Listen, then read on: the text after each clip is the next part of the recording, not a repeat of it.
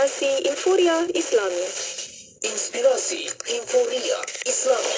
Semuanya di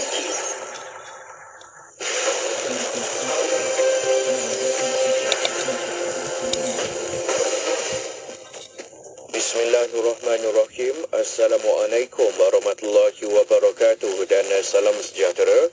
Bersama saya Ahmad Nazari Muhammad Yusof dalam berita IKIM. Keputusan sama ada insentif diskaun bayaran balik pinjaman Perbadanan Tabung Pendidikan Tinggi Nasional PTPTN akan diteruskan dalam belanjawan 2024 atau tidak tertakluk kepada kelulusan pihak Kementerian Kewangan. Bercakap kepada pihak media selepas merasmikan Hari Akademia dan Bulan Akademia Peringkat Kebangsaan 2023 yang diadakan di Putrajaya, Menteri Pendidikan Tinggi Datuk Seri Muhammad Khalid Nordin menjelaskan bahawa setakat ini tempoh diskaun bayaran balik pinjaman PTPTN yang telah tamat pada 31 Mei lalu seperti yang diumumkan oleh Perdana Menteri Datuk Seri Anwar Ibrahim semasa pembentangan belanjawan 2023 pada bulan Februari lepas tidak dilanjutkan. Seramai 323 mahasiswa baharu Fakulti Komunikasi dan Pengajian Media Universiti Teknologi Mara UiTM mendaftar masuk pada minggu pertama semester bagi sesi bulan Oktober 2023 sehingga Februari 2024. Jumlah itu dikatakan meningkat sehingga 30% berbanding semester lalu, menjadikan keseluruhan jumlah mahasiswa fakulti berkenaan termasuk di kampus Cawangan Rembau Negeri Sembilan dan Alor Gajah Melaka seramai 3,500 orang. Sementara itu, Dekan Fakulti Profesor Madya Dr. Abdul Rasid Abdul Rahman berkata jumlah itu merangkumi mahasiswa di pelbagai peringkat daripada diploma sehingga Doktor Falsafah PhD. Akhir sekali, Kerajaan Negeri Perak telah mendapat persetujuan daripada pihak Kementerian Sumber Asli, Alam Sekitar dan Perubahan Iklim ketika mesyarap mineral negara pada Isnin lalu untuk membangunkan sumber makmal bagi unsur nadi bumi bukan radioaktif Lanthonite di negeri Perak. Perkara itu didedahkan oleh Menteri Besar Perak Datuk Seri Saarani Muhammad ketika berucap pada Majlis Mahkamah Alam Tahunan sempena sambutan ulang tahun ke-55 Persekutuan Pengilang-Pengilang Malaysia FMM Perak di Ipoh. Sekian saja berita IKIM untuk edisi 10 pagi ini. Assalamualaikum warahmatullahi wabarakatuh dan teruskan kesetiaan anda bersama IKIM Inspirasi Inforia Islami. Laporan berita tadi dari sumber bernama. Orang ramai diundang hadir ke Hari Sukan Negara 2023 yang akan dirasmikan oleh Yang Amat Berhormat Perdana Menteri pada 14 Oktober 2023 hari Sabtu. Pesanan ini dibawakan oleh Kementerian Komunikasi dan Digital KKD. Walaupun dia menunggang kuda ataupun menaiki kenderaan, dia bekerja di pejabat, bukan dia datang ke masjid, tetapi mereka ini mendapat pahala di setiap penyerahan contohnya kita datang bekerja setiap hari daripada hari Isnin sampai hari oleh Datuk Haji Hasni Haji Saleh, Timbalan Ketua Setiausaha Jabatan Perdana Menteri di Kuala Terengganu. Kerajaan Persekutuan menerusi Jabatan Wakaf, Zakat dan Haji atau Jawhar. Jabatan Perdana Menteri berjaya membangunkan hotel wakaf yang terbesar di bandar Kuala Terengganu dan terletak di tengah-tengah bandar parkiran sisi pas Majlis Bandaraya Kuala Terengganu. Hotel yang dibina dengan kos sebanyak 41 juta ringgit ini merupakan hotel yang keempat disiapkan oleh pihak Jawhar di Jabatan Kerja JKR. Hotel setinggi 7 tingkat ini menyediakan sebanyak 180 bilik dan direka bercirikan Islam serta dilengkapi kemudahan kolam renang untuk kanak-kanak dan dewasa yang mengasingkan lelaki dan perempuan. Pada majlis tersebut, Datuk Haji Anan bin Si Muhammad, Ketua Pengarah Jawhar, menerima dokumen penyerahan projek dan replika kunci hotel daripada pihak JKR yang diwakili oleh Datuk Arkitek Profesor Dr. Amin Hamzah bin Muhammad Yunus, Pengarah Kanan Calon Kerja Bangunan A. Petikan fakta ini disediakan oleh Seksyen Dokumentasi dan Penerbitan Arsip Negara Malaysia.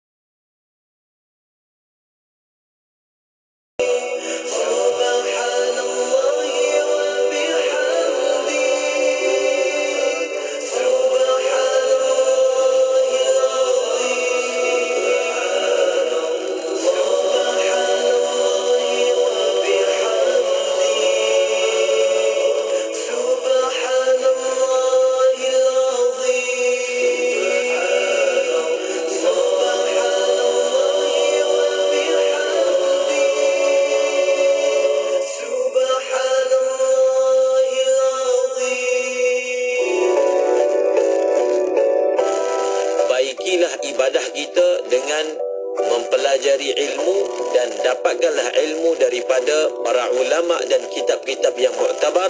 Semoga kehidupan kita di dunia yang sementara ini akan diuruskan secara tertib dan secara sempurna oleh Sang Yang Maha Pencipta. Hayati pengajian kitab Matan Al-Zubaid serta kupasan ilmu fiqah meliputi soal jawab berkaitan ibadah bersama-sama Al-Fadil Ustaz Ahmad Lutfi Muharram dalam rancangan Tahsinul Ibadah setiap hari Khamis jam 10.15 pagi. Semuanya di IKIM, Inspirasi Inforia Islami. Kuala Terengganu 100.2 FM. Allahumma salli ala Sayyidina Muhammad wa ala alihi wa sahbihi wa barik wa salim. Syukur Alhamdulillah anda kembali bersama saya Syafiq untuk pertemuan di Aspirasi 10.1 dan kita berada di rancangan Tahsinul Ibadah untuk teruskan lagi bual bicara kita bersama-sama dengan tetamu iaitu Al-Fadil Ustaz Ahmad Lutfi Muharram, dan kita nak bawakan pertemuan ini bersama-sama juga dengan para pendengar untuk anda boleh tonton secara langsung sekarang di YouTube IKIM, juga di Facebook IKIM. Kita ada secara langsung di situ, boleh berinteraksi, hantarkan soalan-soalan anda di dalam platform kita di sini, dan anda boleh bawakan bincang-bincang kita di sini juga dengan soalan anda itu. Kejap lagi kita akan sama-sama bawakan pertanyaan dengan Ustaz Ahmad Lutfi.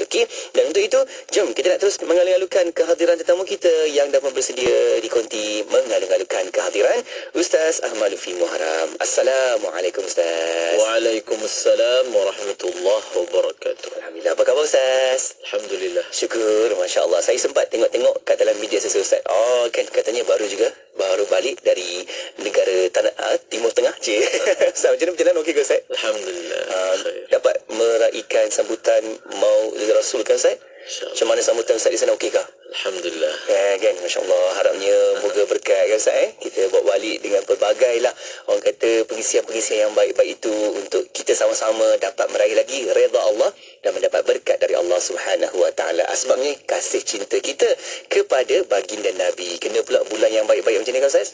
Sama-sama kita nak ingat sedemikian. Ustaz, jom kita nak mulakan untuk sesi hari ini iaitu dengan kita bawakan bicara kita dalam kitab Matan Al-Zubaid. Dan Ustaz, di awal ni sebelum kita nak buka kitab, jom Ustaz kita nak ingat-ingatkan hati jiwa kita Ustaz. Apa yang boleh kita buat persediaan jiwa kita sebelum memulakan bicara kita selanjutnya? Silakan Ustaz. Assalamualaikum warahmatullahi wabarakatuh. Alhamdulillah wassalatu wassalam ala Rasulillah wa ala alihi wa sahbihi wa man wala, amma ba'd. Terima kasih kepada yang dimuliakan DJ Syafiq, yang dirahmati Allah, lagi dikasihinya, sidang pendengar sekalian. Tidak ada jalan seseorang itu boleh menuju kepada Allah melainkan melalui jalan Rasulullah sallallahu alaihi wasallam. Tidak ada pintu lain yang boleh dilalui. Bahkan tidak ada jalan secara terus, secara direct untuk seseorang itu sampai kepada Allah, melainkan dia perlu melalui pintu Rasulullah sallallahu alaihi wasallam. Tidak diterima penyaksian seseorang itu dengan penyaksian asyhadu an la ilaha illallah, melainkan dia perlu susuli dengan wa asyhadu anna Muhammadar Rasulullah. Dia perlu menyusuli dengan penyaksian bahawasanya Nabi Muhammad itu adalah pesuruh Allah Subhanahu Wa Taala. Tidak ada yang lebih berjasa kepada kita melainkan Rasulullah sallallahu alaihi wasallam. Tidak ada yang lebih mengasihi kita berbanding Rasulullah sallallahu alaihi wasallam. Tidak ada yang lebih memikirkan supaya kita ni selamat di dunia yang sementara ini dan akhirat yang kekal abadi melainkan Rasulullah sallallahu alaihi wasallam. Oleh kerana itu, berpeganglah dengan baginda sallallahu alaihi wasallam. Perbanyakkanlah selawat kepada Nabi sallallahu alaihi wasallam. Ikutilah sunnah junjungan baginda Rasulullah sallallahu alaihi wasallam, dan hiduplah dalam keadaan kita mengharapkan kasih sayang, rahmat daripada baginda sallallahu alaihi wasallam agar dia mengenal kita di hari akhirat nanti, lalu dia memberi syafaat kepada kita. Bagaimana seseorang itu boleh dikenali oleh baginda Rasulullah sallallahu alaihi wasallam? Bagaimana seseorang itu boleh menghampirkan diri kepada baginda sallallahu alaihi wasallam, menjadi orang yang dekat dengan Nabi sallallahu alaihi wasallam di hari akhirat?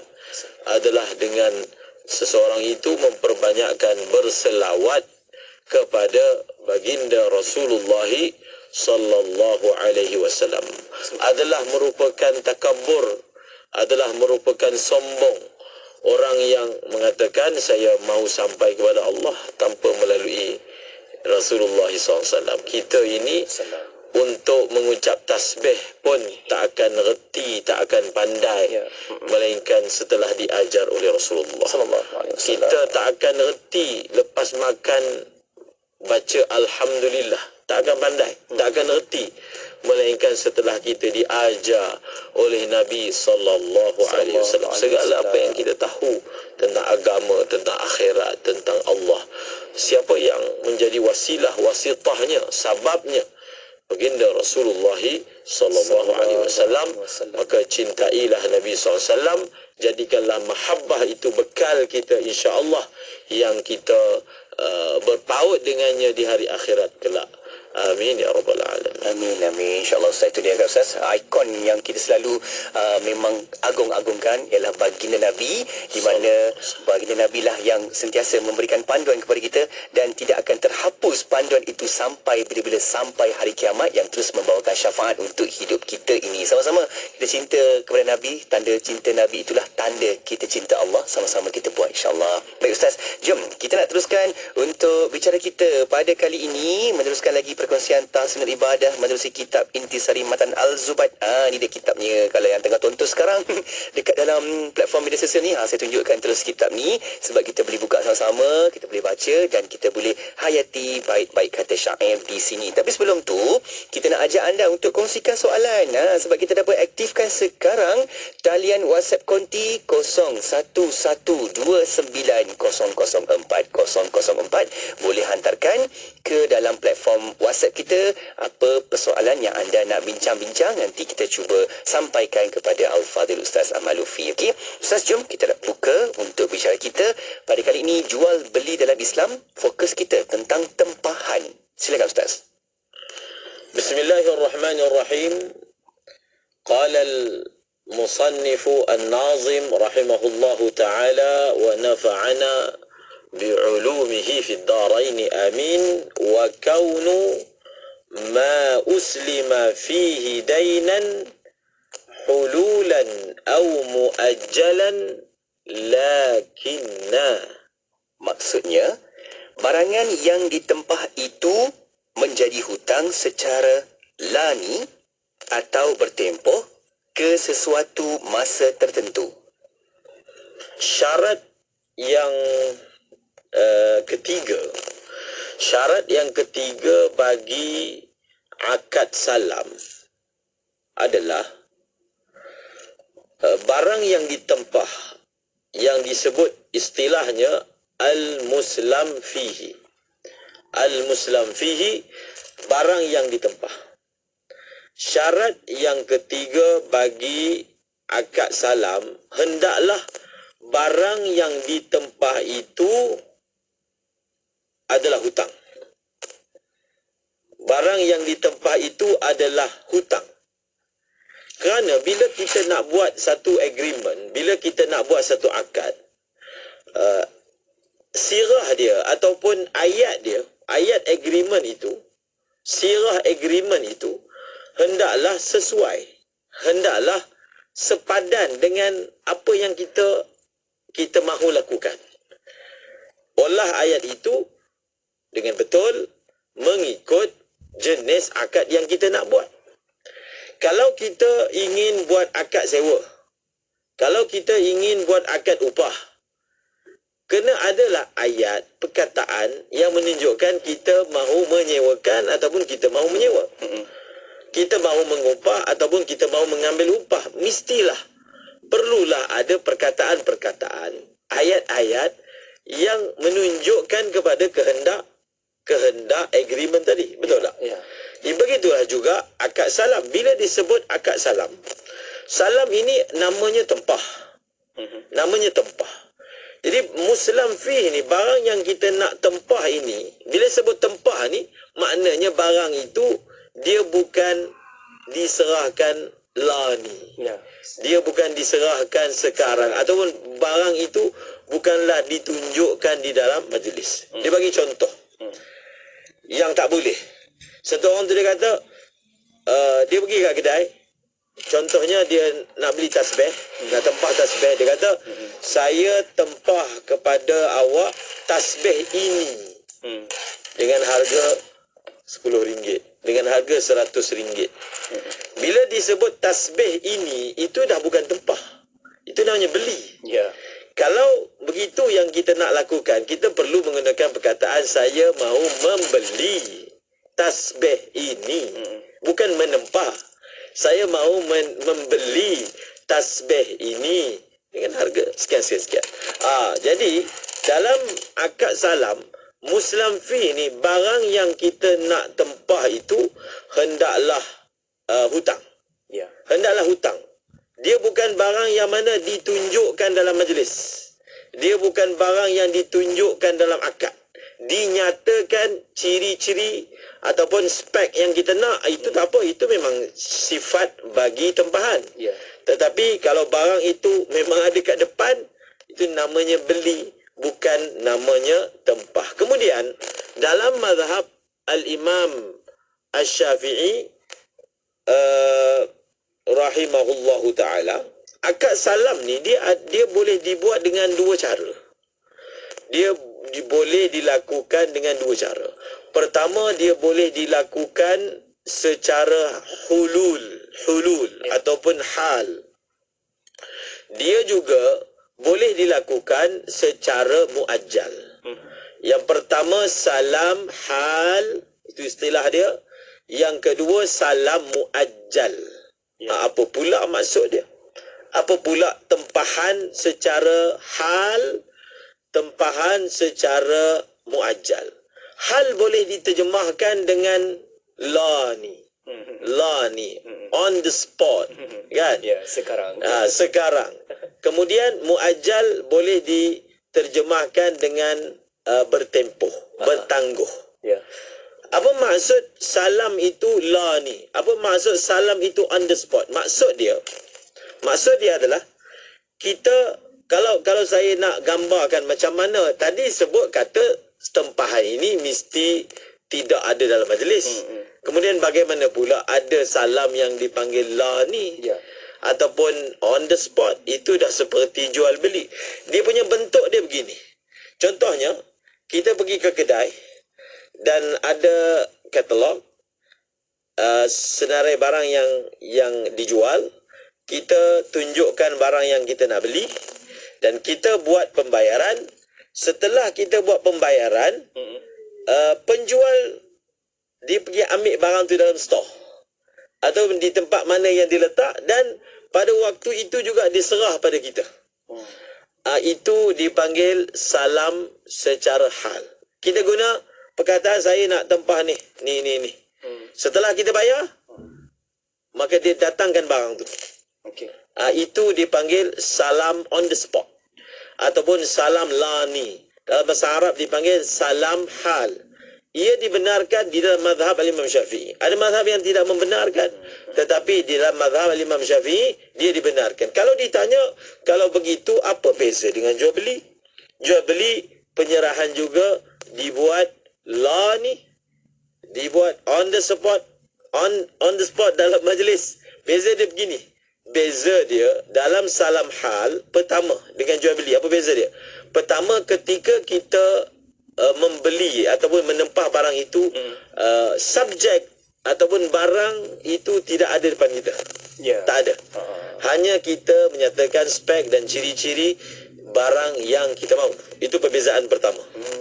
Perbezaan yang kedua adalah kita membuat bayaran terlebih dahulu secara penuh. Itu perbezaan yang kedua dengan jual beli. Dan perbezaan yang ketiga, penyerahan itu dibuat kemudian selepas apa? Selepas akad tempahan telah termeterai dan bayaran telah dilakukan. Setelah itu penyerahan dibuat. Maka dalam bentuk yang saya sebutkan tadi, ketika kita melakukan akad, kita menggunakan sirah, kita menggunakan ayat salam. Kalau dalam bahasa Arab akan kita gunakan aslamtu, saya tempah, saya salam barang ini yang cirinya begini-begini dengan harga sekian. Dan penjual itu menerima tempahan kita, kita membuat bayaran penuh. Kemudian selepas itu on the spot, secara lani, real time, pada waktu sebelum kita berpisah daripada majlis, barang sudah diserahkan. Itulah bentuk salam hal. Dan salam muajjal senang, dia salam bertangguh. Kita tempah barang, kita bayar penuh, dan kita sepakat barang ini tarikh delivery-nya, tarikh penyerahan dia adalah selepas sebulan pada tarikh sekian dan sekian. Itu adalah salam secara muajjal, bertangguh. Okey, baik Ustaz, jelas dan faham. Dan kita akan teruskan lagi untuk sesi bincang-bincang kita berkaitan dengan jual beli dalam Islam, bagaimana sistem tempahannya, lafaz akadnya, dan semakin banyak kita baca syair-syair ini, semakin terungkai dan juga dapat terokai lagi apa persiapan kita. Dah setiap hari kan Ustaz, kita memang berurusan jual beli ni. Tambah-tambah sekarang ni lagilah pelbagai aplikasi online ni kan, kita nak beli secara online tadi. Ada yang bertanya juga, Ustaz, kalau bercakap tentang jual beli ni yang tak sebut-sebut dekat mulut tapi membaca je, dikira macam mana pula tu? Nanti kita bincangkan selepas ni Ustaz, insyaAllah. Okay? Kita nak berehat seketika dan anda jangan ke mana-mana, terus hantarkan soalan dan juga pertanyaan anda menerusi ke talian WhatsApp konti 01129004 004 dan kita akan teruskan perbincangan selepas ini. Okey, kita berehat seketika, kembali selepas ini, kekal di Radio IKIM. Radio IKIM membawa kepada anda lagu-lagu nasyid terbaik.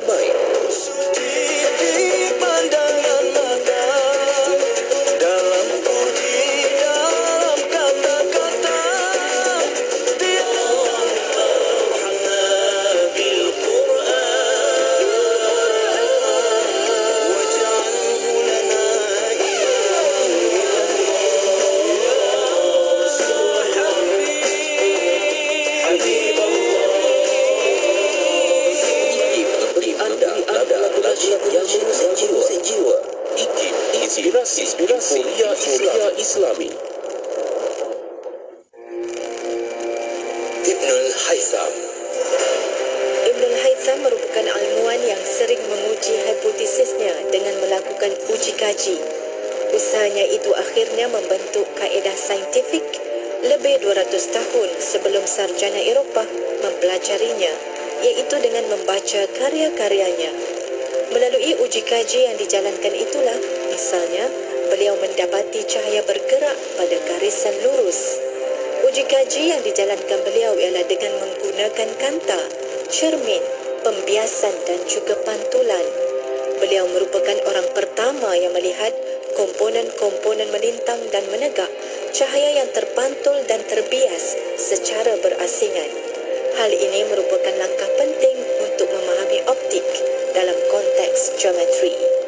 Ibnul Haytham juga mengkaji proses terbentuknya penglihatan, struktur mata, pembentukan imej dalam mata dan sistem penglihatan. Ibnul Haytham yang digelar Bapa Optik meninggal dunia ketika berusia 74 tahun di Mesir pada tahun 354 Hijriah bersamaan 1039 Masihi. Yang terkini tentang Radio IKIM, atau nak tengok video menarik daripada para penyampai Radio IKIM, atau anda nak tahu apa yang best, jom ikuti kami di semua platform media sosial. Kalau di FB, cari kami di IKIM FM, Instagram Instagram ikim.my dan TikTok @radioikim. Kalau tak ikuti, anda yang rugi. Radio IKIM Inspirasi Inforia Islami. Syukur Alhamdulillah kembali lagi bersama saya Syafiq untuk pertemuan di Aspirasi IKIM 10 pagi hingga 1 tengah hari nanti. Okey, dan sekarang kita berada di rancangan Tahsinul Ibadah. Jom tonton sekarang di YouTube juga di Facebook sebab kita nak sama-sama raikan ruang bicara kita, mendengarkan perkongsian tentang ibadah bersama-sama dengan Al-Fadhil Ustaz Ahmad Lutfi Muharram. Okey, dan kita nak sambung lagi Ustaz untuk kita bincang berkaitan tajuk kita jual beli dalam Islam. Fokus kita tentang tempahan. Ustaz, jom kita sambung lagi untuk bicara selanjutnya. Silakan Ustaz. Seterusnya pengarang menyatakan bi ajalin yu'lamu wal wijdanu am wa indama yahul yu'manul adam.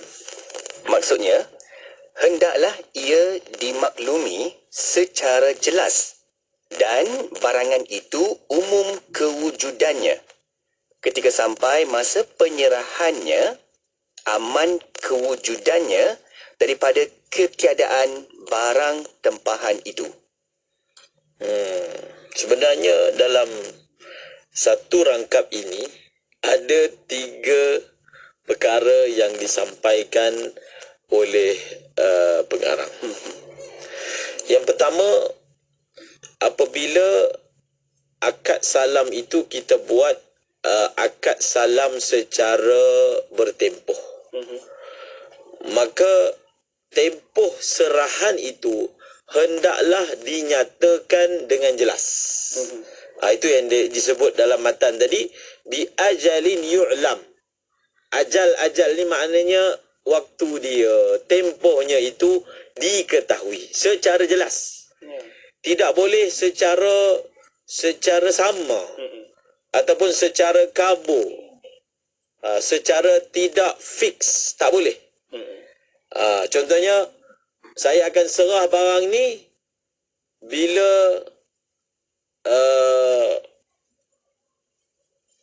musim menuai, contoh. Ataupun bila jemaah haji balik, contoh. Maknanya tidak disebutkan tarikh secara fix, secara tepat, maka ia tak boleh. Mesti dinyatakan secara tepat sehingga diketahui dan tidak berbaki lagi sama, tak berbaki lagi keliru kefahamannya. Contohnya, bila disebut saya akan serah pada 25 hari bulan 3, contoh dia. Bila kita sebut bulan 3 yang dimaksudkan itu adakah bulan 3 Syamsiah Masihi ataupun bulan 3 Qamariah, atau orang panggil tahun Islam ke, tahun Hijrah ke, ataupun tahun Masihi. Dalam penggunaan harian kita maksudkan apa? Bila orang sebut bulan 3 lah, Masihi lah kan? Masihi. Itu cara dia, cara faham dia macam tu.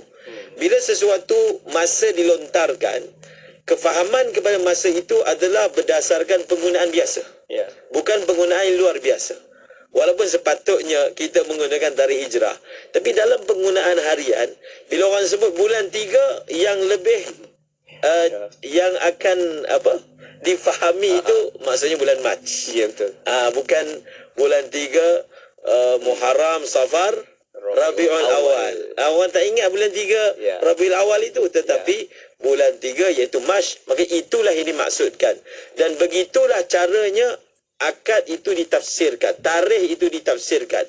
Jadi tak boleh lah orang tu dia nak kona, kan? Dia nak kona.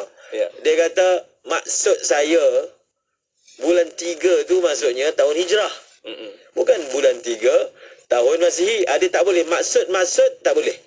Kalau memang dia bermaksud bulan 3 itu tahun Islam, maka dia perlu menyatakan di dalam akad. Tapi untuk bulan 3 yang memang kita guna secara kefahamannya, secara hariannya, maka tak perlu dinyatakan.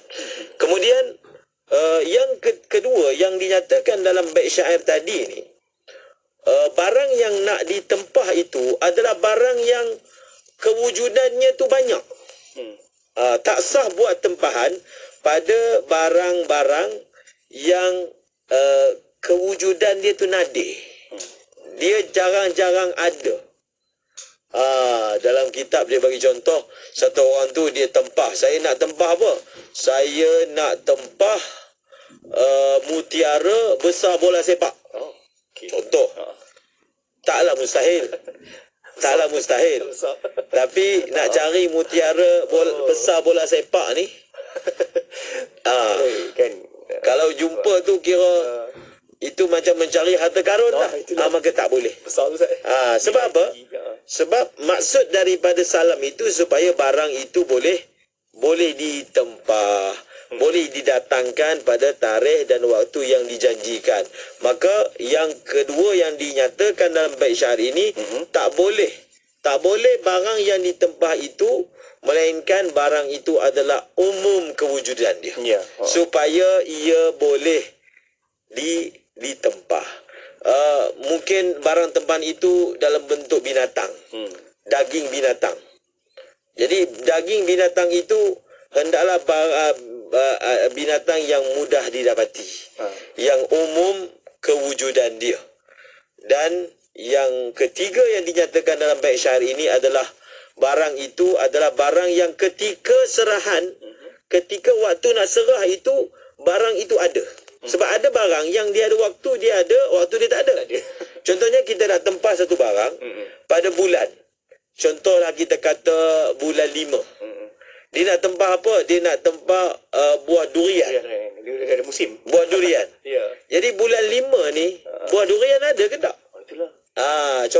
Contohlah kita kata bulan 5 tak ada durian. Dia nak durian yang datang daripada Pahang, contoh. Yang Pahang pula. Dia tak nak yang daripada balik pulau. Lain rasa. Dia nak Pahang. Jadi bulan 5 contoh. Tak ada. Maka tempahan itu tak boleh. Jadi dia pertama, durian memang banyak. Memang banyak. Tetapi waktu penyerahan yang ditetapkan itu hendaklah waktu yang mana selamat daripada barang tu tak ada. Nampak tak? Dan kita sendiri boleh fahamlah dia punya logik dia, kenapa syarat-syarat ini diperlukan supaya tidak menimbulkan balah di kemudian hari. Tempah barang yang rumit-rumit yang sehingga orang yang menerima tempahan itu tak boleh menyelesaikan kerja tu. Maka tak boleh, tak sah. Daripada awal lagi blok, tak boleh. Jadi penjual tu tak boleh kata saya cuba. Tak, daripada awal tak boleh. Kecuali ada stok. Tak dibenarkan. Kecuali ada stok. Kecuali ada barang, bukan sekadar ada stok, tapi barang itu jenis kewujudan stok itu banyak. Boleh dijual. Banyak. Dan pada waktu serahan itu adalah waktu yang dia available. Ada barang yang pada waktu tertentu dia available. Tapi pada waktu yang kita nak serah itu dia tidak ada. Ataupun belum boleh lagi digunakan, seperti belum masak. Tak masak lagi. Maka tak boleh akad dibuat seperti itu. Okey, itu dia. Kita faham lah tu. Kan lepas ni kita lebih berhati-hati dalam kita nak buat apa saja, jual beli kita, tambah-tambah bila jual beli ni melibatkan ibadah kita kan Ustaz. Supaya kita menjaga ibadah kita di situ, moga-moga dapat berkat dan adanya kebersihan dalam sudut apa yang kita nikmati itu. Baik Ustaz, kita nak bawakan sesi soal jawab di sini, tapi kita nak berehat seketika. Saya nak baca dulu soalan, nanti Ustaz jawab lepas ni. Ada sahabat kita nak ke Gunung Semanggul, Perak. Muhammad Khair Yusof bertanya, Ustaz, jika pembeli tempah sesuatu barang dia dah terima, tetapi dia batal balik dan hantar semula barang itu kepada penjual kerana barang itu tidak memenuhi seperti barang yang diiklankan sebelum dia beli. Apa kedudukannya Ustaz? Nanti kita bincang selepas ni insyaAllah. Okey, kita berehat seketika. Untuk anda jangan ke mana-mana, kekal bersama IKIM, Inspirasi Inforia Islami. Sentiasa bersama berkongsi info terkini. Pastinya di IKIM, Inspirasi Inforia Islami. Ada orang kata susah nak buat benda baik, nak kena tunggu benda besar dulu ke nak buat benda baik? Sebenarnya tak. Benda baik ni kita buat bermula dengan sekecil-kecil benda. Apa dia? Contohnya, jangan buang sampah di luar kereta. Ya Allah, kadang-kadang bila kita tengok sesuka hati dia nak buang sampah luar kereta. Kalau tempat lain, orang boleh kutip. Tapi kalau tengah jalan, siapa nak kutip? Jadi, sampah kita, tanggungjawab kita. Pesanan ini dibawakan oleh saya, Fazli Aziz, untuk IKIM, Inspirasi Euforia Islam. Hasad suatu penyakit hati yang sepatutnya dihindari oleh siapapun yang bekerja. Kerana hasad itu akan menyebabkan seseorang selalu sedih apabila melihat nikmat yang Allah berikan kepada orang lain. Pun begitu, ia tidak sama dengan ghibtah.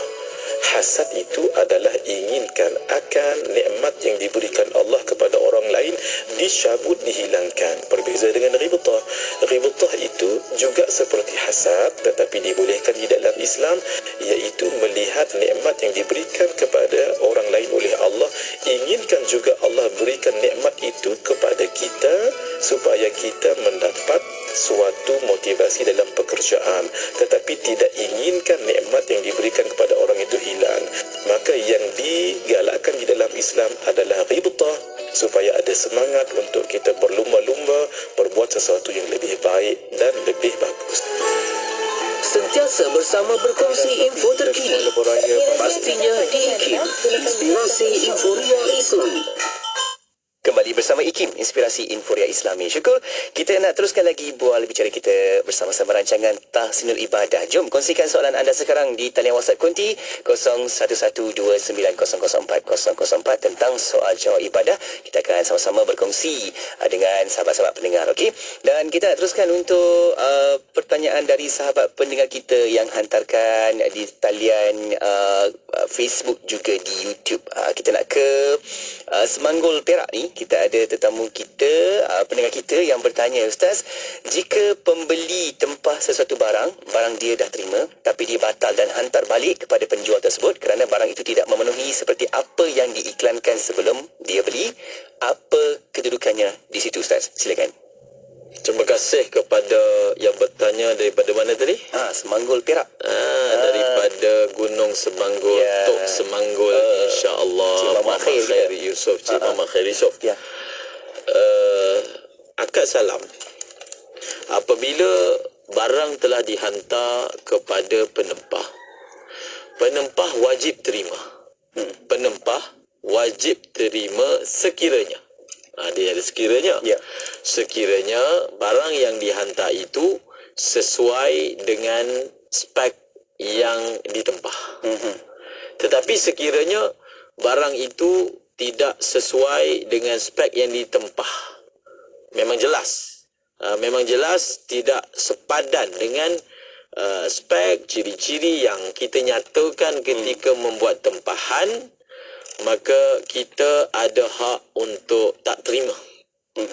Kita ada hak untuk tak terima dan penjual tidak ada hak untuk push ataupun bebankan kepada pembeli ataupun penempah untuk menerimanya dan menjadi tanggungjawab kepada penjual ataupun penerima tempahan untuk dapatkan semula barang seperti yang ditempah oleh pembelinya. Maknanya barang itu akan dihantar semula dan penjual perlu mendatangkan barang sesuai dengan spek yang telah dipersetujui. Kalaulah penjual enggan melakukannya, maka dia telah melanggar batas syarak. Kalau dia buat kerah macam tu je, contoh, dia kata barang macam tu lah, dan dia tidak bersedia untuk menerima barang, untuk dia menerima balik barang yang ditempah dan untuk hantar semula barang yang sepatutnya, maka apa yang disebutkan tadi, bayaran yang dia ambil itu kita kira bayaran secara batil, secara tanpa hak. Jadi kita hantar balik barang itu dan kita ada hak sebenarnya, kalaulah sehingga akhir penjual tak berjaya, tak dapat untuk dapatkan barang yang kita tempah, sepatutnya dia melakukan refund. Dia melakukan pemulangan wang kembali kepada penempah ataupun pembeli. Okey, baik Ustaz. Kita nak teruskan lagi untuk soalan yang berikutnya di YouTube IKIM. Okey, ada sahabat kita namanya Zarina Muhammad Zain bertanya, Ustaz, apabila kita pergi kedai emas, okey, boleh tak kita beli barang emas macam cincin? Okey, barang contoh cincin lah. Okey. Kita bayar kad atau transfer kepada tuan kedai, atau kita kena bayar duit cash? Ustaz, bagaimana? Emas adalah merupakan salah satu daripada item ribawi. Kita dah belajar sebelum ni. Bila barang yang kita beli, subjek yang kita beli itu adalah item ribawi, ada syarat tambahan yang perlu dijaga. Antara syarat tambahan itu adalah penyerahan bayaran itu perlu dibuat secara lani, secara dalam majlis, ataupun digunakan perkataan taqabud. Kita ambil barang kemas itu dan kita bayar di dalam majlis sebelum meninggalkan kedai secara tunai kepada penjual. Soalan yang diangkat dalam media ini adalah berkaitan dengan pembayaran itu dibuat menggunakan kad ataupun pembayaran itu dibuat secara transfer. Adakah ia menepati syarat yang ditetapkan, iaitu penyerahan bayaran itu mesti dibuat dalam majlis? Adakah penyerahan bayaran secara transfer dikira sebagai al-qabdu ataupun al-iqbadu fil majlis? Jawapannya ya. Jawapannya ya. Sebab apa? Sebab transfer ini, apa yang berlaku bila kita transfer? Bila kita transfer secara current time, secara waktu itu juga, lani juga, duit kita jadi kurang, duit jadi tambah. Okay. Betul tak? Betul. Dia akan cek, semak, duit Dah masuk. okay. Maka menunjukkan apa? Menunjukkan dia telah menerima, dia sudah ada kuasa dah untuk menggunakan bayaran tersebut. Jadi ia disebut dalam istilah fiqh sebagai al-qabdu al-hukmi. Qabad, serahan, tapi serahan secara hukum. Serahan secara maknawi. Kalau serahan secara fizikal, kita serah, memang kita bawa duit cash, duit kertas tu kita bagi. Itu secara fizikal. Dia ada satu lagi, dipanggil serahan secara maknawi, serahan secara online. Serahan secara online, maka ia juga dikira muktabar seperti yang diputuskan oleh barisan ulama kontemporari kita, bahawasanya ia dipanggil sebagai al-qabdul hukmi. Begitu juga kalau kita bayar menggunakan kad, dan kad itu merupakan kad debit, maka ia juga dikira sebagai serahan secara online dan ia adalah muktabar, insya-Allah. Okey, baik jelas di situ kan. Okey. Baik Ustaz, satu soalan terakhir yang kita dapat di talian Facebook kita. Jom kita nak ke Facebook IKIM pula. Ada Wan Mahmud Khairi bertanya, Ustaz, apakah hukum beli tanah geran pajakan seperti pajakan 60 tahun yang disediakan oleh kerajaan? Macam jual beli harta tak sempurna milik ke Ustaz? Macam mana Ustaz?